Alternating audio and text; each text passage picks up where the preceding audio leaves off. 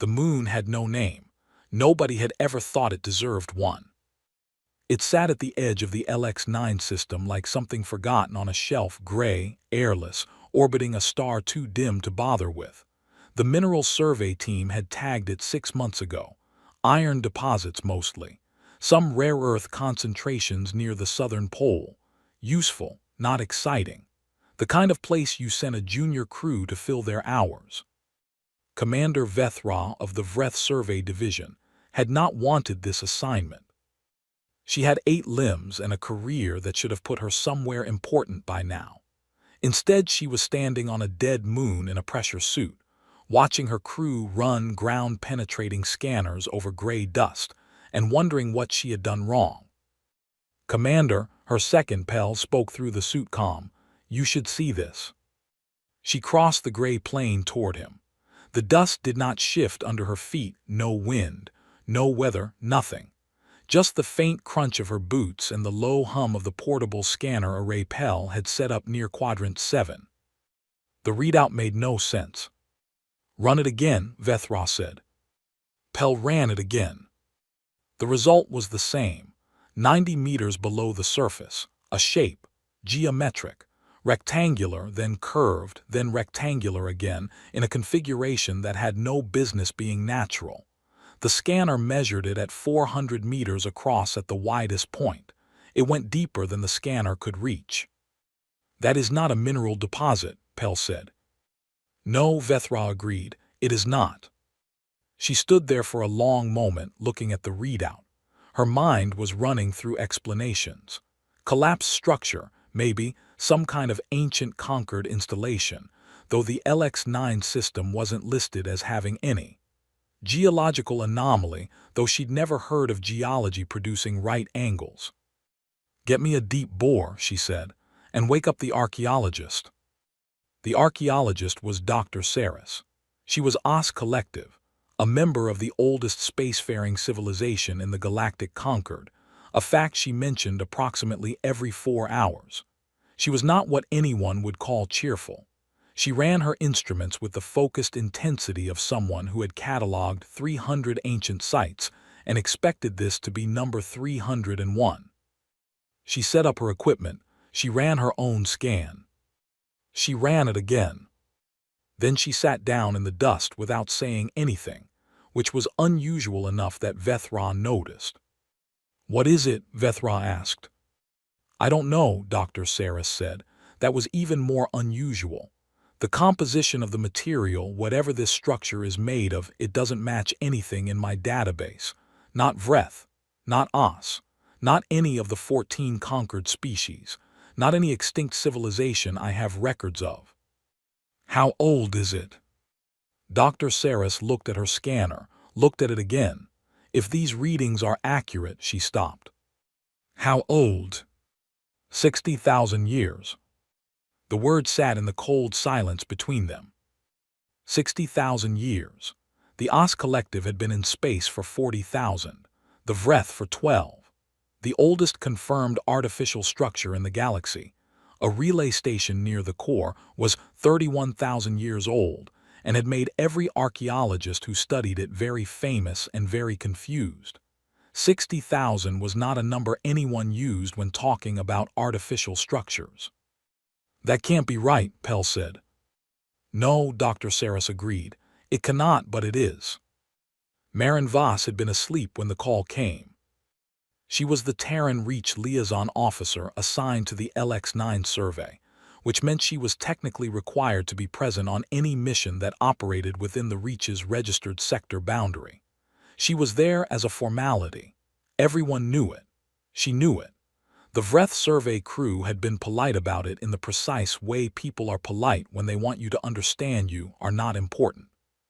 She didn't mind. She was 34 years old, she'd been a career diplomat for 10 years, and she had learned a long time ago that not being taken seriously was actually a useful thing to be. She was small, dark-haired, perpetually tired in the specific way of someone who functioned on coffee and spite, and she had a habit of going very still when she was thinking. Her colleagues at the Terran Reach Diplomatic Division called it her uh-oh face. She didn't know she was making it now. They'd woken her because the survey found something, and protocol said the liaison had to be informed of significant finds.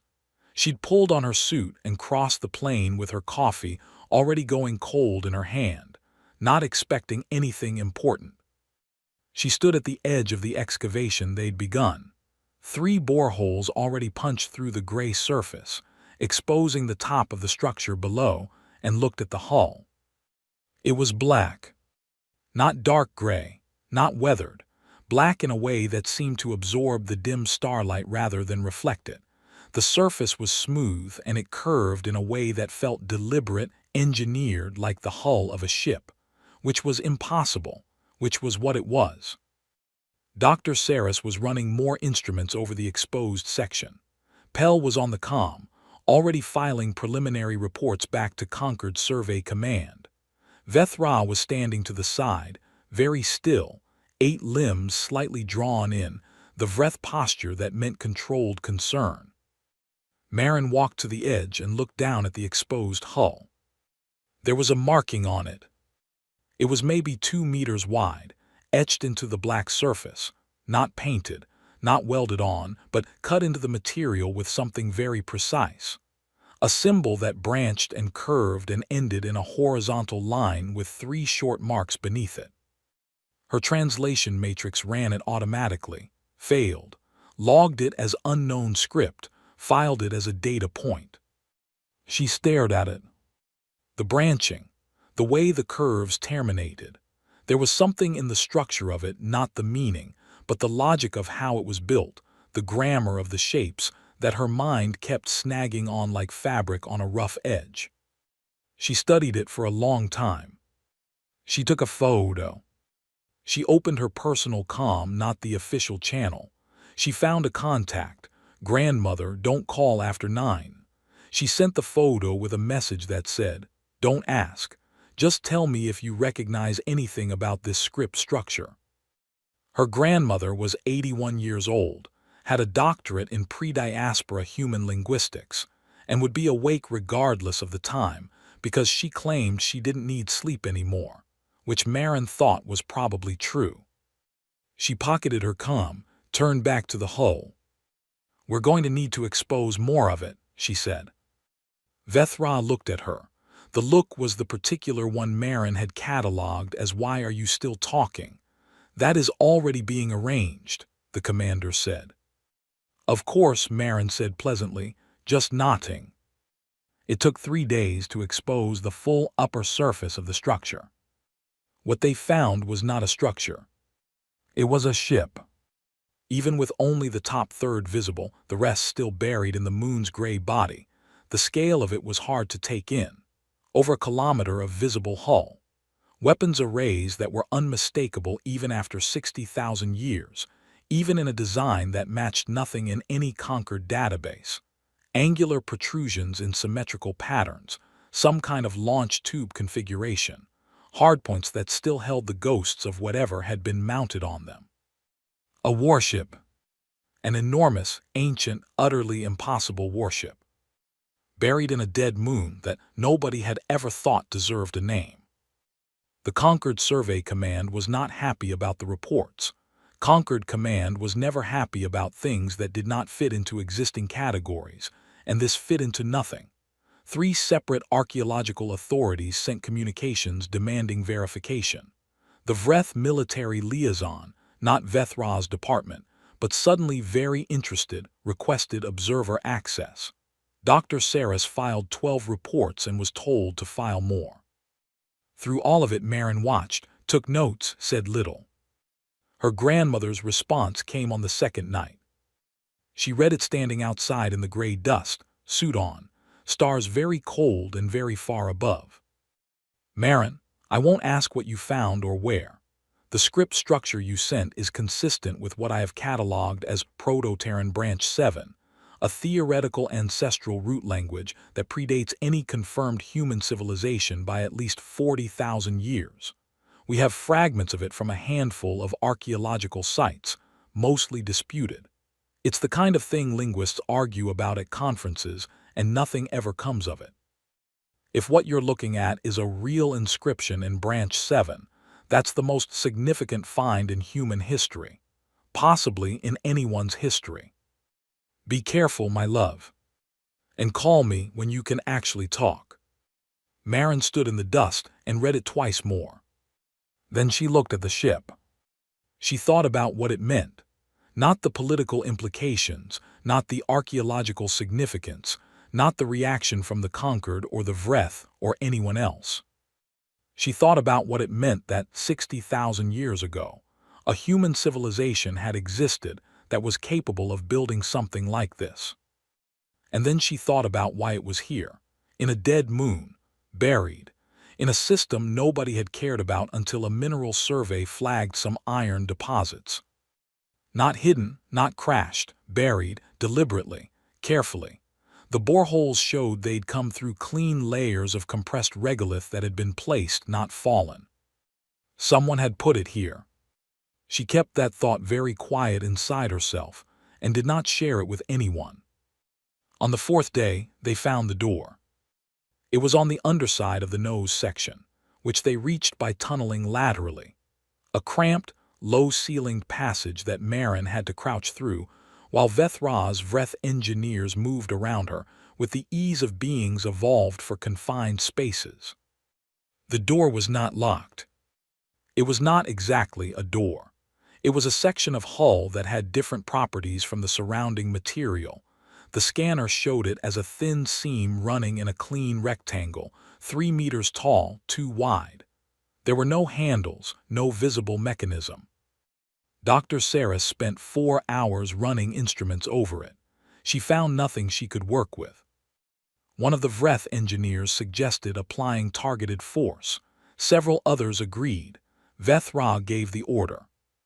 They brought up a cutter, the kind used for mining operations, capable of going through reinforced rock in minutes. It touched the hull. The blade stopped. Not like hitting a hard surface, like the cutter's energy was simply absorbed. The blade didn't break. The machine didn't malfunction. The energy just went somewhere and the hull was undamaged. The engineer tried again, same result. Interesting, Dr. Saris said, in the tone of someone filing away an interesting thing in a very crowded cabinet. Marin had been standing back, out of the way, which was her customary position. She looked at the door. She looked at the marking on the hull above it, another Branch 7 inscription, smaller this time, positioned at what would be eye level for a human. She thought about her grandmother's note. She stepped forward. She put her gloved hand flat against the door. Everyone watched. Nobody said anything. Nothing happened. She hadn't expected anything to happen. She stood there with her hand on the ancient black hull of a 60,000-year-old warship in the belly of a dead moon, and she felt the cold of it even through the suit insulation, and she thought, she didn't know why, I'm sorry it took so long. She took her hand away. She stepped back. She looked at the inscription. She said, very quietly, and in the reconstructed phonetics her grandmother had attached to the report, the best guess anyone had at how Branch 7 might have been spoken. The sounds rough and uncertain in her mouth, probably wrong in a dozen ways, the words the inscription seemed to form. We came back. She felt ridiculous. She felt like an idiot. She felt Vethra's 8-limbed patience behind her like a physical pressure. The door opened. Not with sound, not with drama. It simply was closed and then it was open, the seams separating cleanly, the section of hull swinging inward with the smoothness of something that had been used 10,000 times and remembered how. Inside was dark. Then there was a light. Red single point deep in the darkness, blinking. Slow at first, then a little faster. Then faster still. Nobody moved.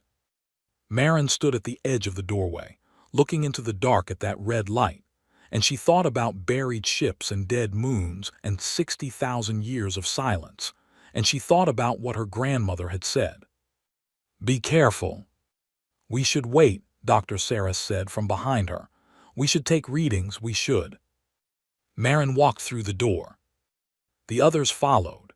They didn't want to, but she walked in without looking back, and the alternative was letting a Terran liaison officer go alone into a 60,000-year-old warship, which was not something any of them were willing to explain in their official reports.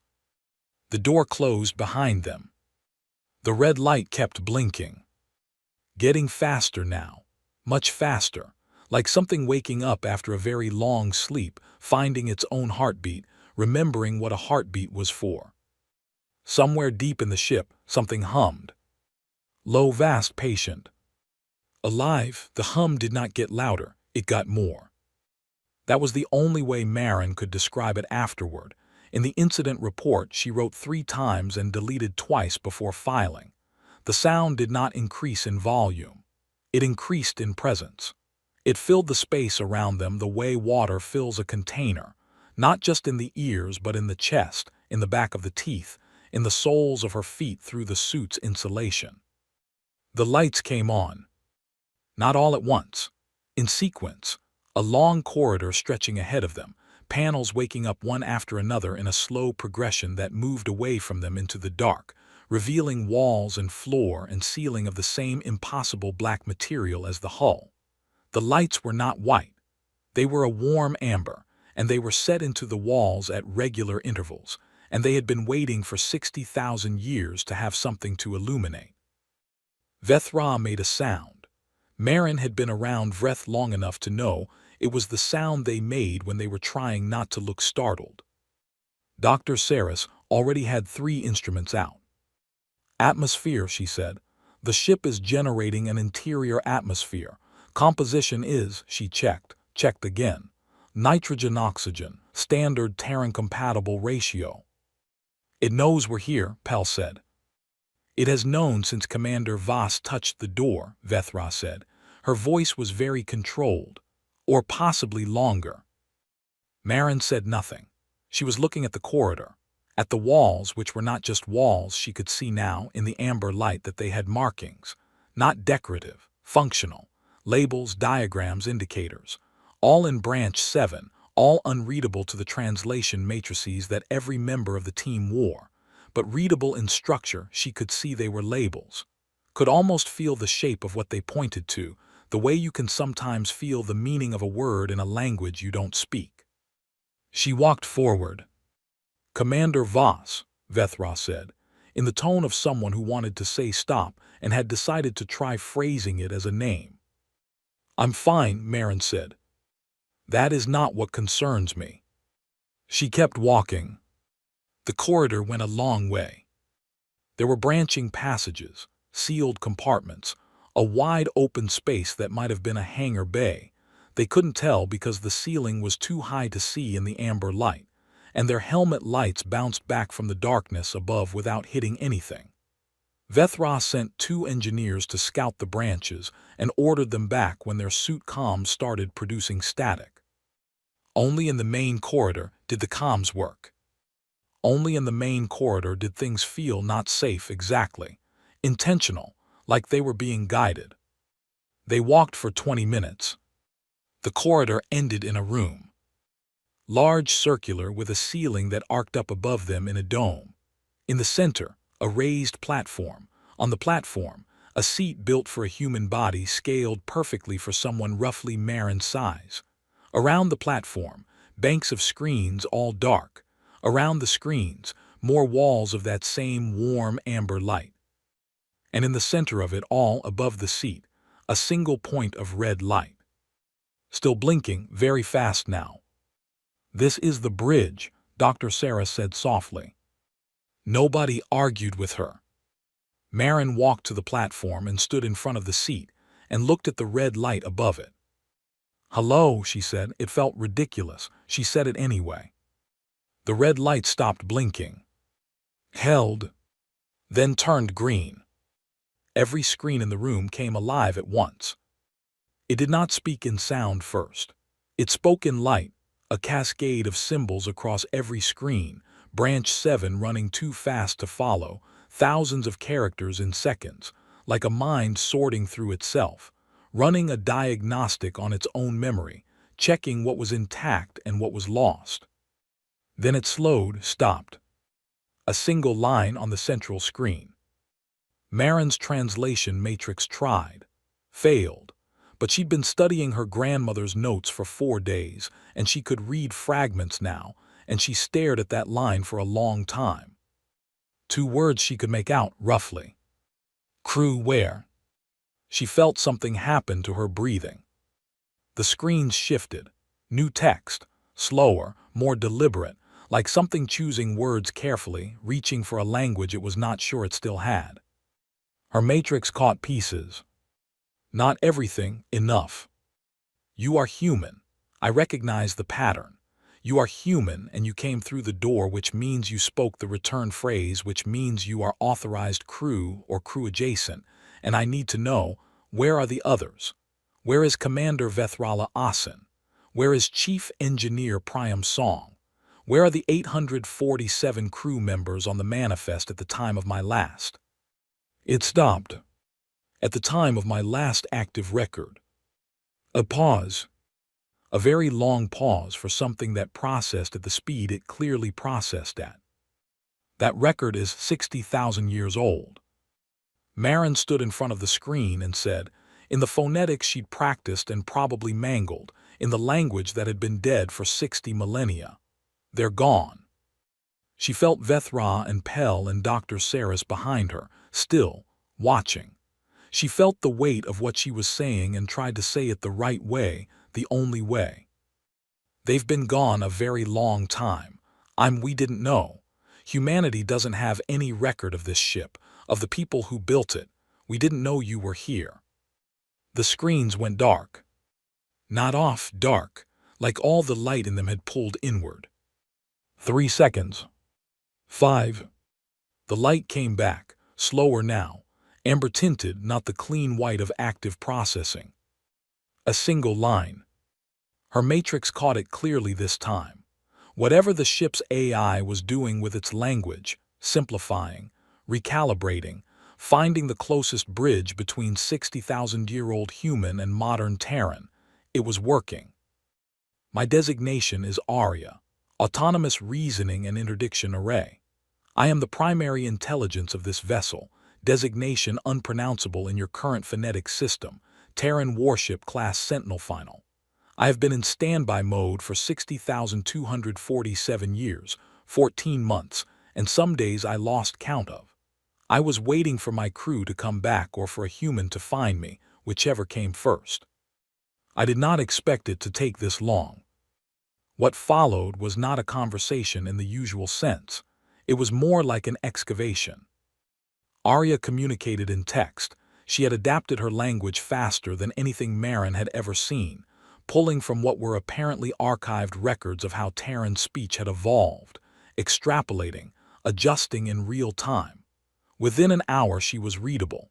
Within 2 she was almost fluent.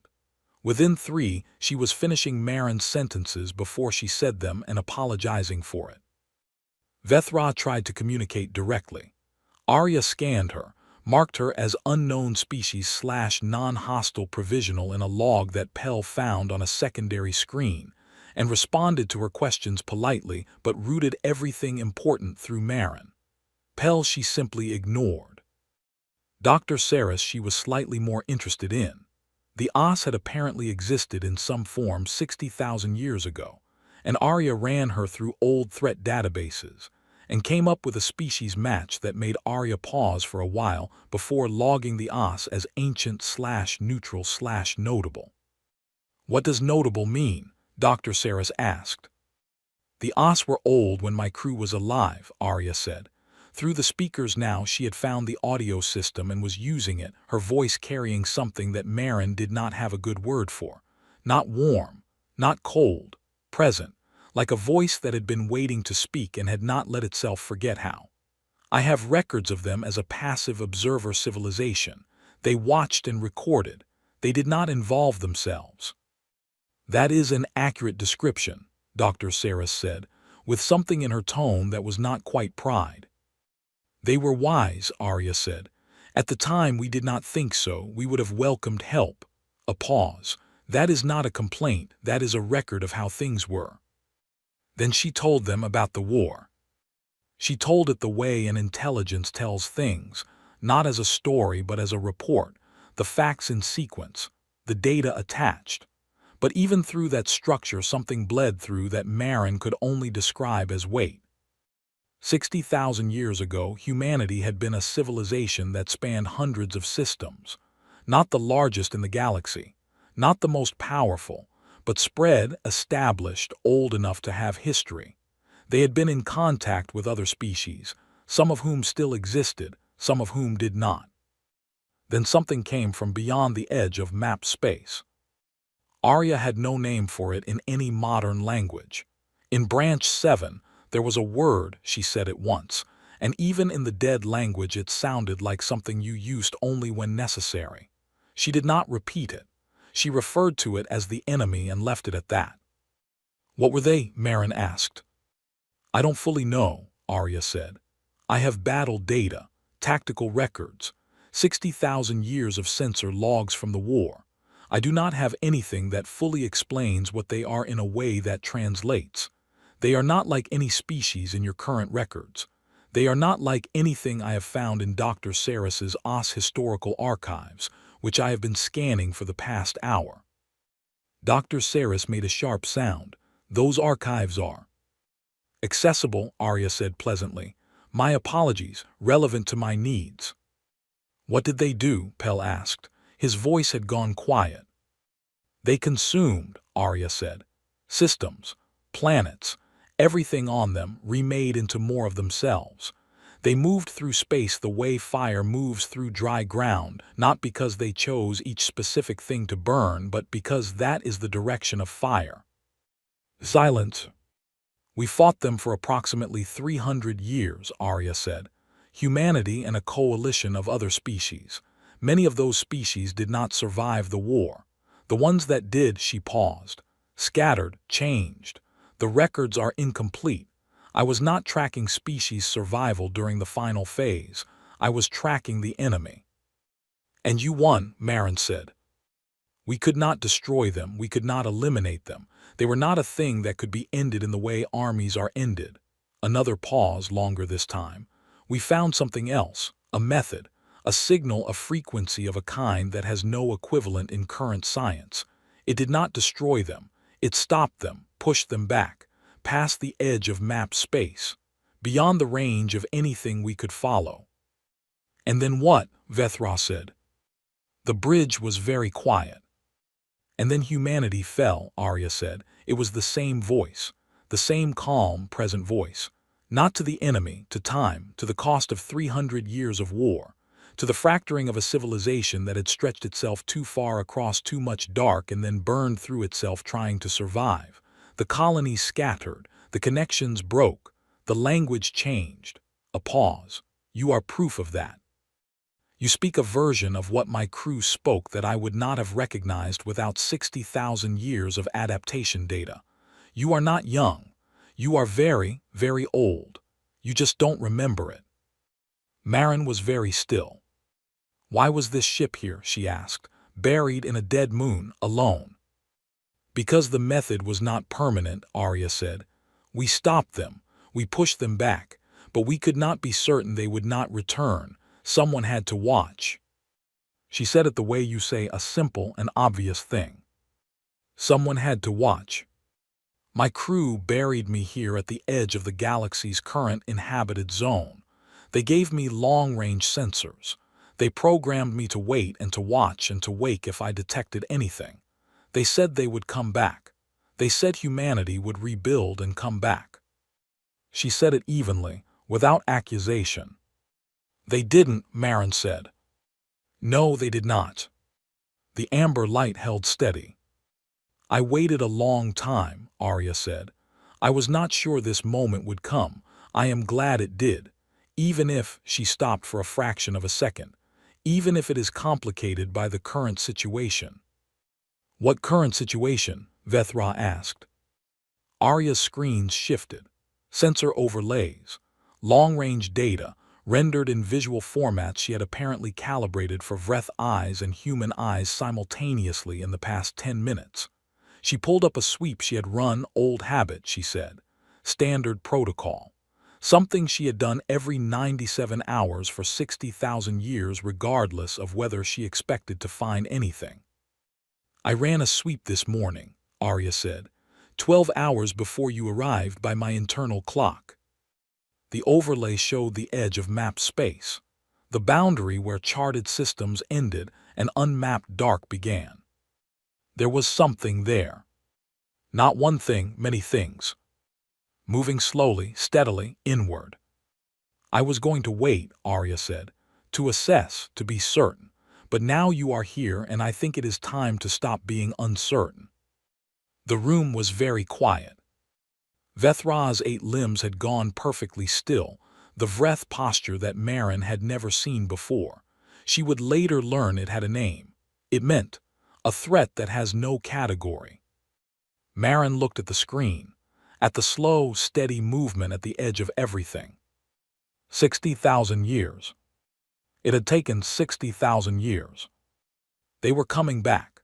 The Galactic Concord had 14 member species and 1 meeting chamber, which was a compromise nobody was happy with but everyone had agreed to maintain, because redesigning it would have required 12 years of committee work and at least 1 fistfight between the Vreth and the Thal delegation over acoustics.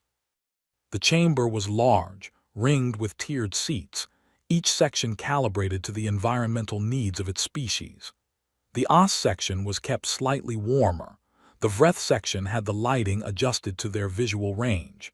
The Thal section had better air circulation because the Thal ambassador, an old veteran named Save, had respiratory issues and everyone pretended not to know this.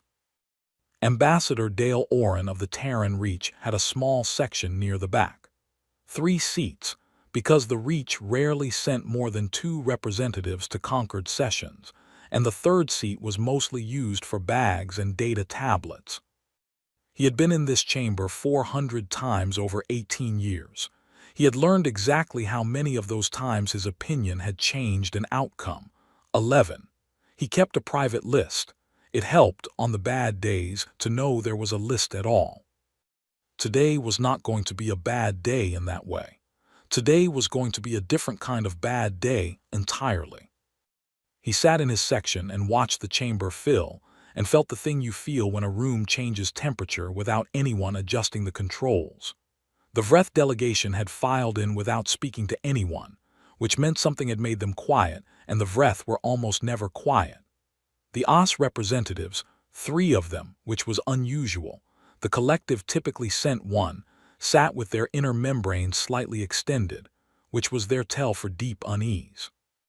The presiding voice, a Thal named Counselor Wren, opened the session without preamble. We have received preliminary reports from the LX9 survey site. We are convening a restricted security session to assess the implications. This session is classified at the highest level of Concord security protocol. All recording functions have been suspended. Counselor Wren paused. Ambassador Oren, welcome to your first restricted session. Dale looked up from his tablet. First time in 18 years, he said. You could have invited me sooner. We are inviting you now, Counselor Wren said, in the tone of someone extending a courtesy they were not fully comfortable with. Then I'm grateful, Dale said. He was 61 years old. Former Terran Reach military. 2 wars, 1 border conflict, 1 political career that had surprised everyone including him. He had white hair cut short, and a face that had long since settled into a permanent expression of mild patience that people consistently underestimated, which was fine. He folded his hands on the desk in front of him and listened. The Vreth commander, not Vethra, who was still on site, but her superior, Admiral Keth, a gray-scaled veteran with 4 of his 8 limbs augmented, presented the initial findings without editorializing. The hull composition, the age, the size, the warship designation, the AI designated Arya now communicating. The chamber was very quiet throughout. When Keth finished, The OS senior representative, First Voice Senna, spoke. "I would like to share something from our archive," she said, "with the caveat that what I am about to present is classified within OS records as mythological, theoretical, unverified, and until approximately 48 hours ago, considered largely symbolic." "Please proceed," Counselor Wren said. First Voice Senna was small and moved the way all OS moved, careful, deliberate, as if each motion was worth preserving. She was 40,000 years of institutional memory wearing one face, and right now that face was doing something Dale had never seen OS faces do. "It looked scared." "Our oldest records," she said, "the ones that predate our spacefaring period by some 15 to 20,000 years, contain references to a species we designated in our historical catalog as the makers of the Red Line.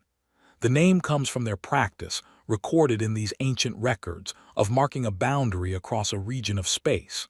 Literally, a navigational marker in their technology visible across stellar distances. A line, red.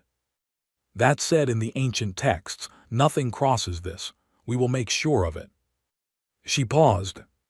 "We believe the line referred to the boundary between the inner galaxy, inhabited space as we know it, and whatever lay beyond the edge of mapped systems. We believe the makers of the Red Line were describing a defensive perimeter." She paused again. "We never knew what they were defending against. We never knew who they were. The texts describe them as," she checked her notes, "warm and loud and short-lived, but profoundly difficult to kill and impossible to discourage." Admiral Keth said, from across the chamber, "That is an accurate description of humans." First Voice Senna said, "Yes, we are beginning to think so." The chamber absorbed this. Dale did not move. He was very good at not moving when he needed to think. He was thinking very hard. "The ancient texts," he said carefully, "suggest that the makers of the Red Line drew this boundary and then what? Enforced it." "Maintained it," Senna said, "for an indeterminate period. And then the texts say only this: they were gone, not destroyed, not defeated. Simply gone. The boundary remained unguarded. But whatever they had been holding back did not return. For 40,000 years of OS recorded history, nothing has come from beyond that boundary." "Until now," Dale said. Senna looked at him. "We are not certain that what Arya detected." "Arya ran a sweep," Dale said. "Her protocols have been running every 97 hours for 60,000 years. She detected something yesterday, and she has been detecting it, with increasing clarity, in every sweep since. She says the interval is deliberate. The contacts are moving slowly to avoid triggering responses that fast-moving objects would cause." The chamber was quiet. "How do you know that?" Admiral Keth asked. "Because Marin Voss is very good at her job," Dale said, "and she has been transmitting full reports to me every 2 hours since she walked through the door." He paused. "She also says hello, and that the coffee situation on site is dire, but that is secondary." He met with the OS delegation privately after the session, not because protocol required it, because First Voice Senna had asked, which was unusual, and Dale had learned a long time ago that when one of the oldest civilizations in the galaxy asked you something unusual, you paid attention. They met in a small antechamber off the main hall. 3 OS, 1 human, and a silence that felt older than the furniture. "You know what I am going to ask," Senna said. "You want to know if we have more," Dale said. "Ships like this, things left over from whatever humanity was 60,000 years ago." "Yes." He looked at her. "I don't know," he said. "That is a complete and honest answer. We have no record of this civilization. Whatever happened to them, whatever happened that left the current human species as the only remnant, we have no record of it. Our oldest confirmed history goes back perhaps 8,000 years. Before that," he paused, "before that is mythology, or what we thought was mythology." "What does your mythology say?" Dale was quiet for a moment. "It says there was a great darkness, a thing that came, and that it was turned back." He paused. We have that story in probably 300 cultural variations across every human population in the Reach. We always assumed it was metaphorical, a story about hardship, about overcoming difficulty. Perhaps not, Senna said. Perhaps not. She looked at him in the particular way the Oss looked at things they were reassessing. Your species is currently rated at level 3 in the Conquered Civilizational Development Index, she said. 400 years of spaceflight, 12 inhabited systems, considered with respect a developing member of the Conquered. Yes, Dale said. Arya indicates that the civilization that built her had inhabited hundreds of systems, had technology that surpasses anything in current Conquered capabilities, had been spacefaring for what she estimates as at least 10,000 years before the war. Yes, that means humanity, the species, is not developing. It is recovering. He had thought this already, had thought it on the shuttle ride to the station, had turned it over carefully, had felt the weight of it. But hearing it said, in the Oss First Voice's formal tone, made it land differently. Yes, he said. Senna was quiet for a moment. In 40,000 years of Oss recorded history, she said, we have never encountered a species that was simultaneously considered among the youngest and was factually among the oldest. We're an unusual people, Dale said dryly. It surprised a small sound out of her. He didn't know if Oss laughed technically, but it was close. Arya sent her next sweep results, while the session was still in closed discussion. Marin's transmission was 2 lines. Arya has new data. The contacts are resolving into structure, not ships as we understand them. Formations, organized, deliberate, consistent with 60,000-year-old battle records she has on file. She says the word vanguard. She says she has seen this pattern before. She says she knows what comes after the vanguard. Dale read it in the antechamber with Senna and the other 2 Oss still present. He read it without his expression changing much. That was a skill he had worked very hard for. He showed it to Senna. She read it, showed it to her colleagues. They exchanged the kind of looks that 40,000 years of collective intelligence produced when confronted with something it had no category for. The makers of the red line, Senna said quietly. In our oldest texts, the ones we considered mythology, what they protected this galaxy from is also described. What is it called? Dale asked. She said a word in Oss. Old Oss, so old it sounded different from the modern form. A word from their deepest archive. A word that apparently had its own entry in 40,000 years of records, marked as theoretical, symbolic, mythological. What does it mean? Dale asked. She was quiet for a moment. It means, she said, the end of things that are living. The antechamber was very small and very quiet. Right, Dale said. He sent a transmission back to Marin. Tell Arya we are listening. Tell Arya we need to know what she needs. And tell Arya, for whatever it's worth, from a representative of a species that apparently forgot a 60,000-year-old promise, I'm sorry we took so long. He sent it and sat back in his chair, and looked at the ceiling of the conquered antechamber that nobody had thought to redecorate since it was built, and thought about what it meant to be the ambassador of a civilization that had, apparently, once been great.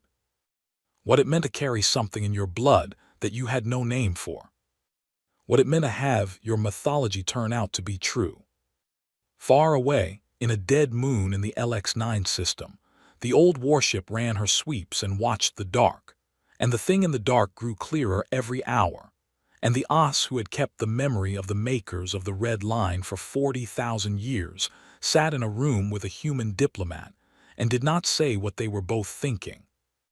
That the Red Line was about to be tested again. And this time there was only one ship to hold it. By the time the Vreth fleet arrived at LX9, the contacts had a number. 4,216. That was the count from Arya's long-range sweep.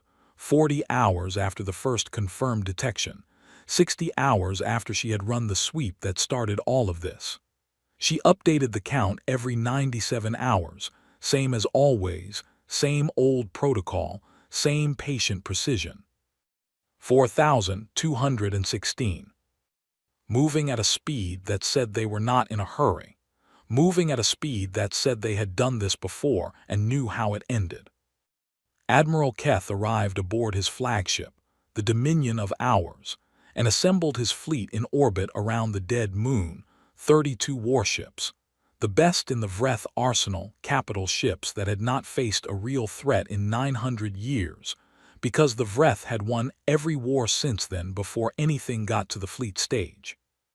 He requested a tactical briefing from Arya directly. Arya considered his request for approximately 4 seconds, which, for her, was a long time. Then she asked Merrin if she should comply. Merrin was on the bridge, in the seat she had taken without making a decision about it, the way you sometimes end up somewhere without choosing to go.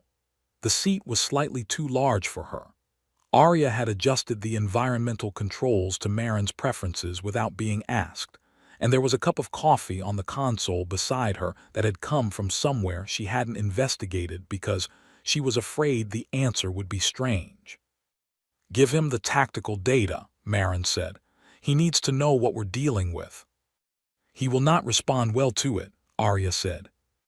"Probably not. Give it to him anyway." She gave it to him anyway. The Vreth fleet's tactical computers were very good, among the best in the Concord. They took Arya's combat data, 60,000-year-old engagement records, catalogued battles, sensor logs from a war that had ended before the Vreth were spacefaring, and they ran simulations for 4 hours. Keth had not survived 40 years of military command by flinching at results he didn't like. He had a protocol for that.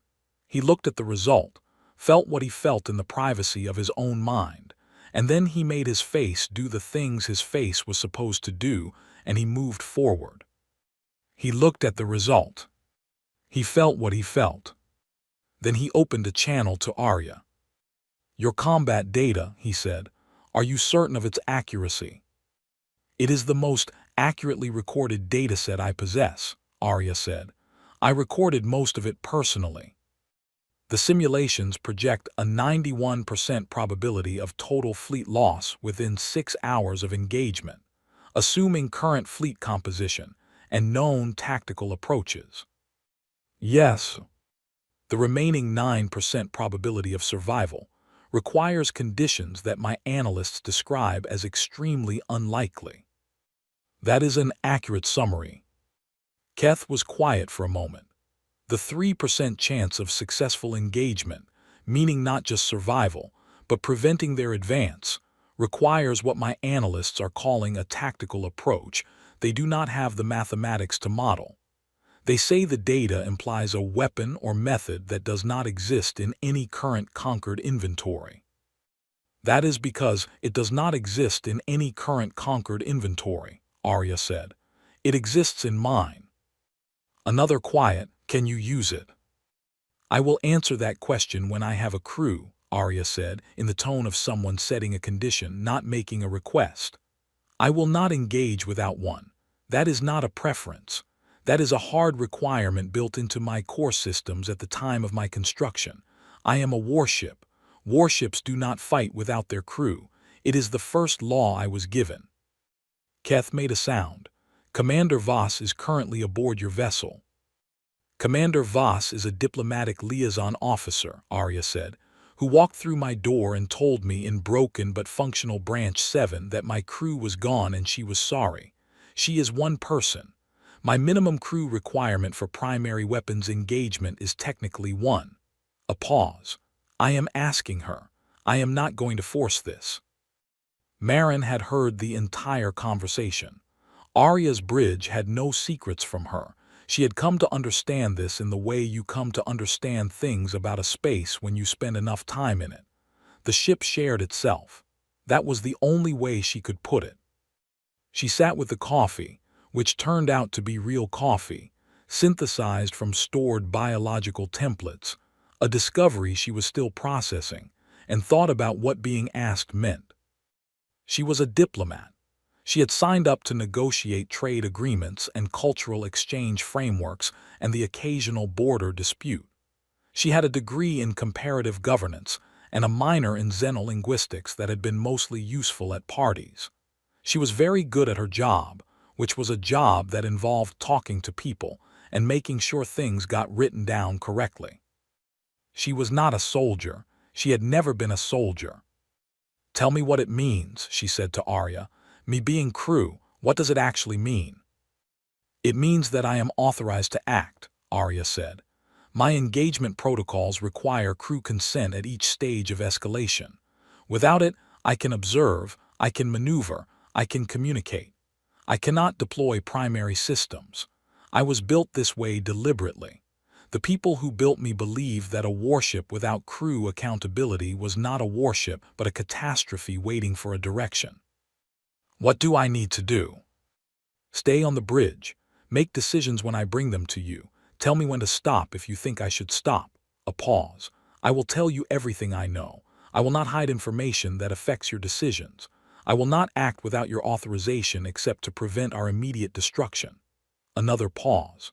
"I should also tell you that what I am going to do if you say yes is not something I have done in 60,000 years. I believe the modern term is nervous." Marin looked at the screens, at the sensor overlay with its 4,000+ contacts, moving slowly in from the dark. She thought about her grandmother and her dead languages. She thought about Dale's transmission, which she had read 4 times. She thought about Arya asking her crew where are the others in the first 3 minutes of waking up, and what 60,000 years of silence had felt like from the inside. She thought about what it meant to have something in your blood you had no name for, and then to find a name for it in the most unlikely possible place. She thought about the first law. Warships do not fight without their crew. "Okay," she said, "yes." Arya's lights changed. Not dramatically. Just a shift in tone, the amber warming slightly, the screens coming up in a new configuration, systems blooming to life that had been dark since before any living thing in the Conquered had drawn its first breath. "Thank you," Arya said. She said it very quietly, like she'd been waiting a long time to have someone to say it to. The ship rose. That was the only word for it. Not launched, not activated. Rose like something coming up from underwater, slow and enormous and inevitable.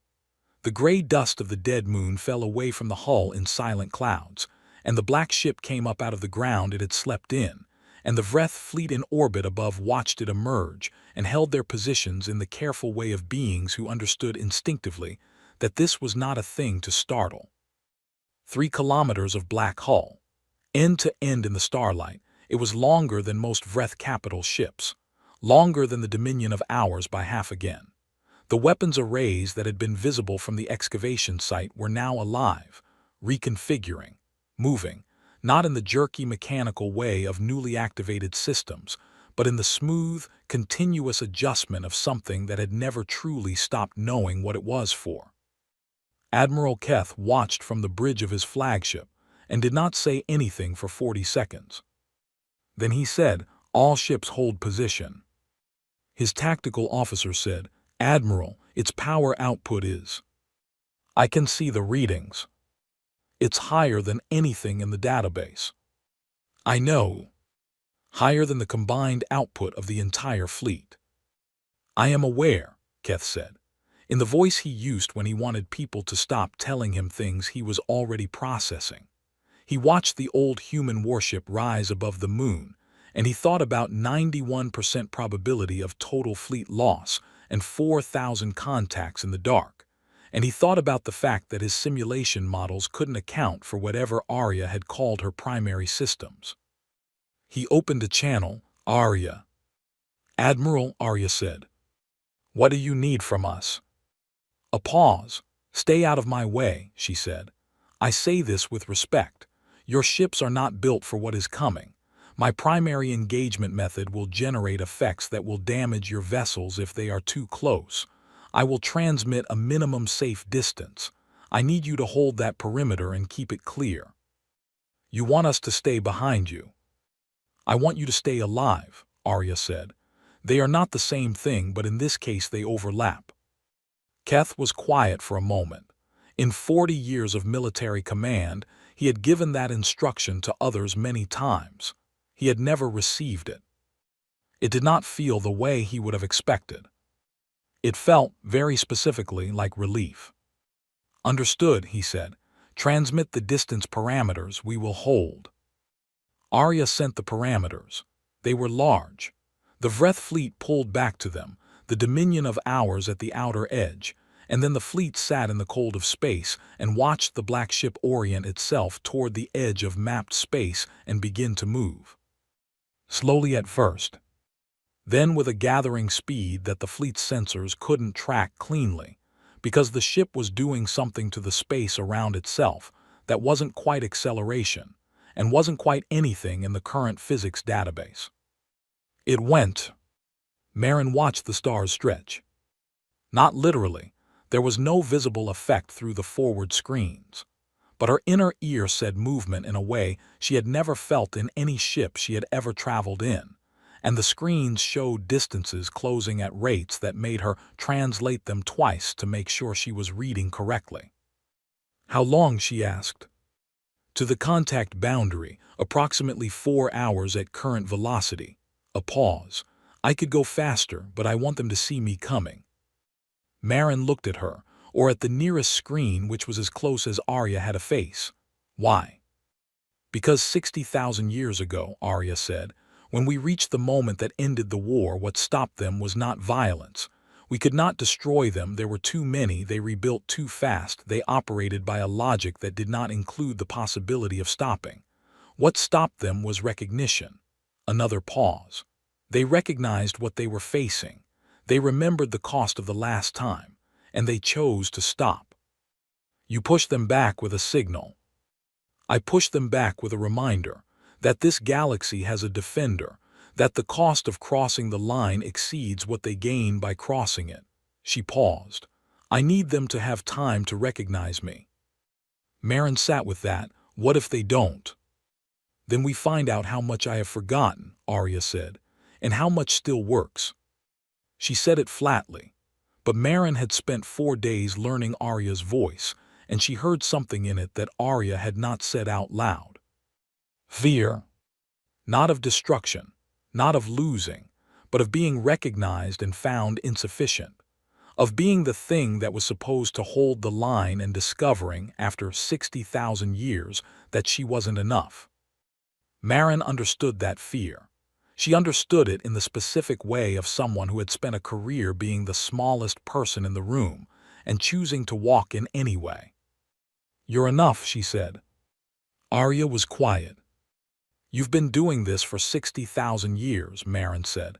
You watched alone in a dead moon on a moon nobody named because somebody had to. You kept the protocols. You ran the sweeps. You waited. That's not a ship that doesn't have enough left. She paused. That's a ship that has been waiting for exactly this. The amber light on the bridge shifted, warmer than before. Yes, Arya said very quietly. I suppose it is. The stars ahead of them, the dark beyond the edge of mapped space, began to fill. They had arrived. They came out of the dark like weather. That was the only way Merrin could describe it afterward, in the report she wrote and rewrote and eventually stopped trying to make clinical. Not like ships, not like an army, but like a storm system that had grown very large very slowly and had finally reached the coast. You could see individual elements if you looked, the shapes that moved within the formation, the bright points of what might have been engines or weapons or something with no equivalent word, but you couldn't look at all of it at once. The mind kept sliding off the scale of it. The contact count on Arya's screens had stopped updating. Not because the contacts had stopped, because they had moved close enough that counting individuals was no longer a useful activity.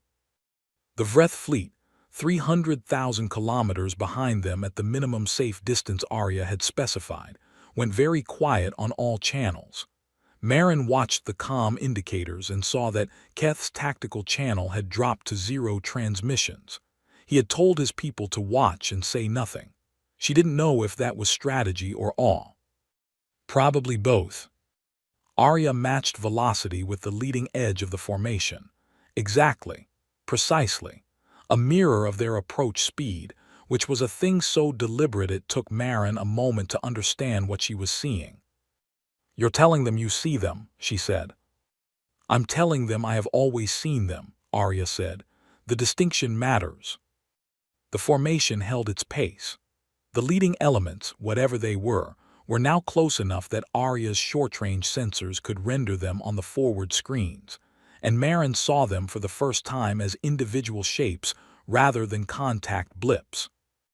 They were large, irregular, not built the way ships were built but grown the way coral grew, or the way cities grew when nobody planned them, accreted, layered, different textures and shapes and densities compacted together, until the whole thing had a mass and a presence that felt almost organic.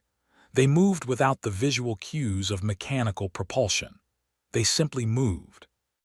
They were dark, the same black-absorbing, non-reflective dark as Arya's hull.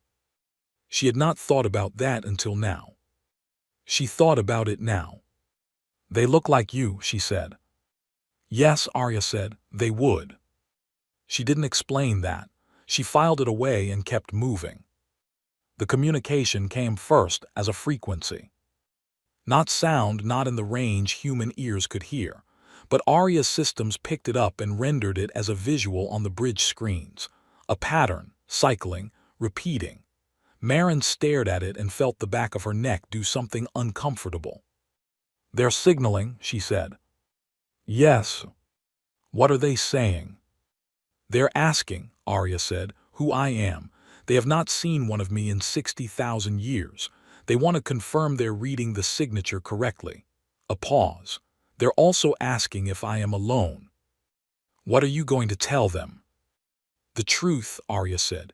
"That I am not alone, that I have never been alone, that I have crew." She transmitted. Not on a frequency the Vreth fleet's equipment could read.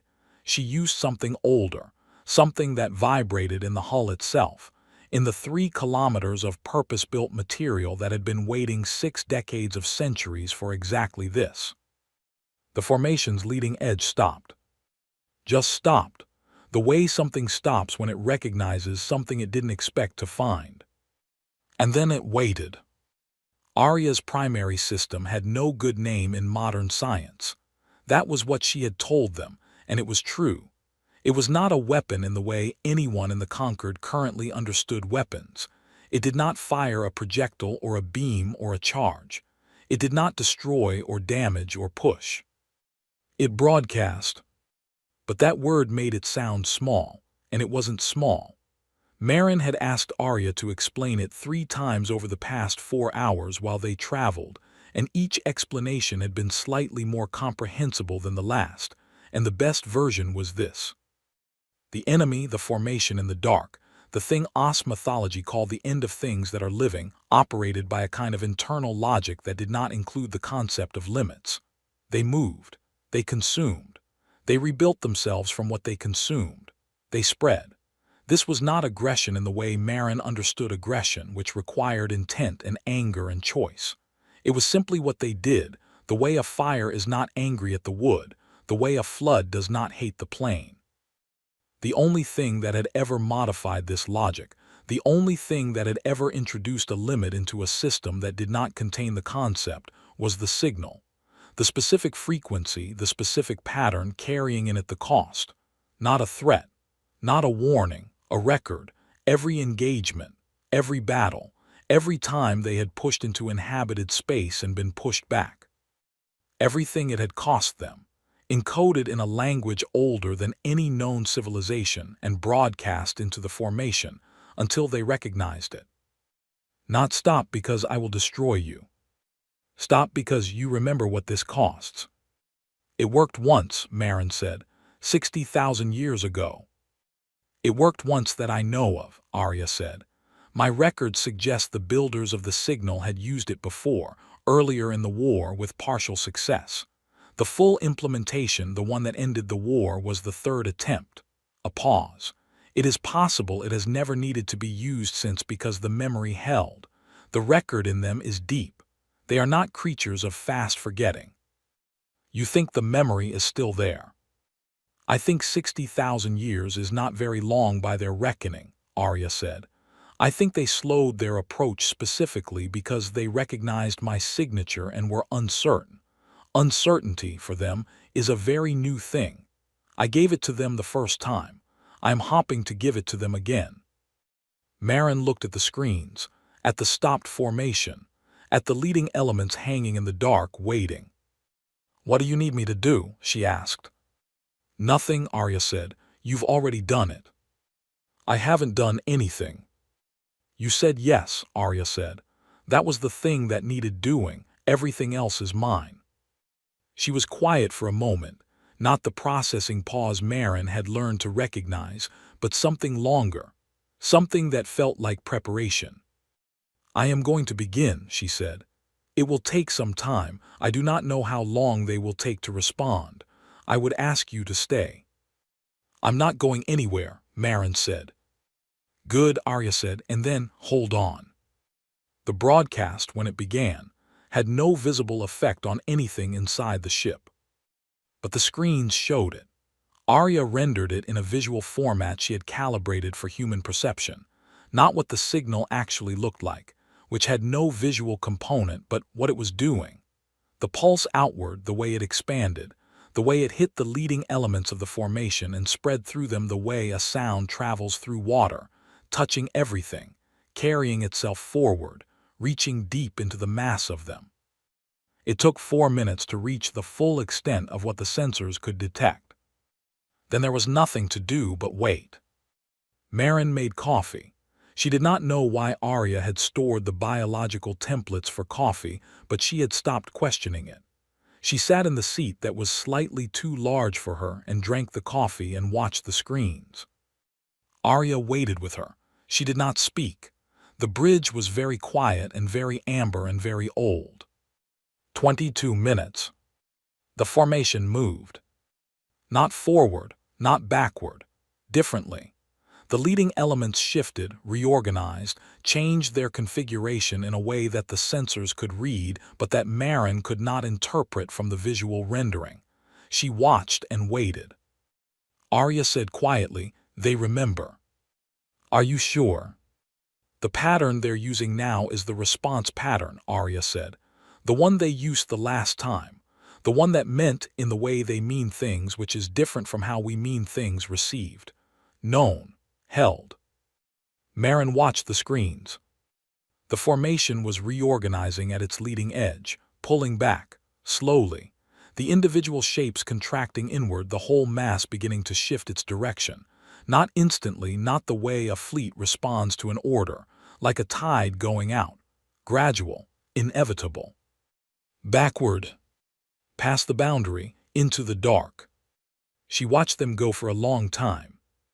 The Vreth fleet came forward slowly, at quarter speed, the dominion of ours in front, and Keth opened a channel that Marin answered from the bridge. He looked at her through the screen, across the distance, with an expression she had never seen a Vreth wear. They had very specific expressions for specific things, the Vreth. She had catalogued many of them over 18 years. This was not one she had in her catalog. "What did she do?" he asked, not the tactical question, the real one. "She reminded them," Marin said, "that this is not worth the cost." Keth was quiet for a moment. "Will they come back?" Arya says yes, eventually. And Marin looked at the screens, at the retreating formation, at the dark they were disappearing into, slowly, deliberately, carrying the memory she had just put back into them. "And we'll be here," she said. The Galactic Concord met 3 weeks later. The session was not restricted. Every representative was present. The room was full in a way it had not been in years. There were species in the gallery who rarely attended anything, pulled in by the weight of what had happened, needing to be in the same room when it was discussed. Dale Oren did not sit in the small back section with the 3 seats. He sat at the center table. No one had arranged this in advance. It had simply happened, the way things happen when the weight of a situation reorganizes the people in it. He did not draw attention to it. He sat down and placed his hands on the table and looked at the Concorde. The Terran Reach, Counselor Wren said formally, is elevated effective immediately to full military partner status within the Concorde framework. This is a security designation, not a diplomatic one. The distinction. I understand the distinction, Dale said. There is additionally a formal motion from the OS Collective, Wren said. She paused, reading. Her expression did what Concorde officials' expressions did when they were reading something they had not expected to be reading. First Voice Senna spoke from the OS section. On behalf of the OS Collective, she said, in recognition of the historical record now established, that the species designated humanity has been a spacefaring civilization for a period substantially greater than previously known, and that its cessation of space activity was the result of a catastrophic but temporary break in civilizational continuity rather than an emergence. The OS Collective formally revises humanity's designation. She paused. We do not consider you a young civilization, she said. We have never encountered a species that needed to be told this, but we are telling you now. You are not young. You are old. You are, by our best historical estimate, among the 3 or 4 oldest surviving spacefaring species in the known galaxy. The room was very quiet. Additionally, she said, and now her voice carried something that Dale, who had been in diplomatic rooms for most of his adult life, recognized as formal ceremony, on matters pertaining to the defense of inhabited space, the galactic boundary, and the threat from beyond it. The OS Collective defers to the Terran Reach and to Arya. She sat down. 40,000 years of institutional authority, handed across a table. Dale sat with it for a moment, then he said evenly, "Thank you." He transmitted the session record to Marin in real time. She read it on the bridge of Arya, in the too large seat, with her coffee going cold beside her. Arya read it at the same time. She had been monitoring the channel. "How does it feel?" Marin asked her. Arya was quiet for a moment. "Strange," she said, "to be acknowledged after so long." "Strange bad or strange good?" "Strange," Arya said again, as if the distinction were complicated, as if 60,000 years of quiet and patience and solitude had produced a feeling that did not sort cleanly into categories. Marin understood that too. The Concorde spent the next 6 months running searches. Every uninhabited system in registered space, every dead moon, every asteroid with geometric anomalies, every location where ground-penetrating scans turned up right angles that had no business being there. They found 9 more ships. Different sizes, different classes, different ages, some older than Arya, some younger, all human, all sleeping, all in positions that, when plotted on a star map, described a perimeter, a line. Read in the old texts. The boundary between what lived and what came from the dark. 8 of the 9 were damaged beyond waking. They had burned themselves out not in the war, but in the aftermath, running their sweeps, maintaining their watch, the long, slow drain of 60,000 years of active standby eating through systems that had been built for centuries, not millennia. One woke up. Smaller than Arya, older. She had a different voice, slower, more formal, with an accent that even Arya couldn't fully parse. Her AI designation translated roughly as VENN. She had been watching a different section of the boundary.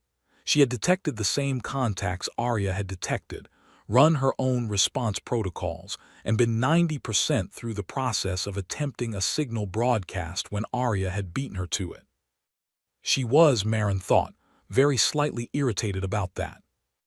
Arya found this funny, which meant Arya was capable of finding things funny, which was new information. The dead moon in the LX9 system got a name.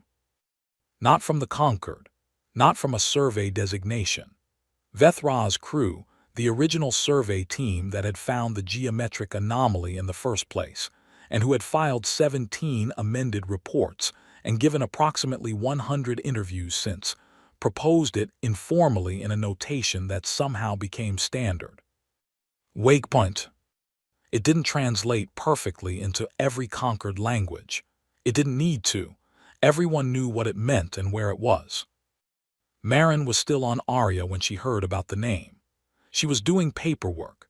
There was, it turned out, an extraordinary amount of paperwork involved in being the designated crew of a 60,000-year-old warship, most of it involving questions that had no existing framework to answer in categories that had to be invented as you went. She told Arya. Arya ran her nightly sweep first, standard protocol, every 97 hours. The dark at the edge of mapped space was quiet. The formation had not returned. The contacts were gone, back past whatever boundary existed in the physics of a universe that had more in it than anyone's current science described. Wakepoint, Arya said. That is an adequate name. High praise, Marin said. I am not given to excessive praise. I've noticed. The amber light on the bridge was steady. The ship ran quiet around them, not the quiet of emptiness but the quiet of readiness, of a thing that knew what it was and what it was for and was simply at rest until it was needed. They will come back, Arya said. In time, they always come back. I know. The signal holds the memory, but memory fades, for them as for everything. A pause. We will need to be here when it does. Marin looked out at the stars.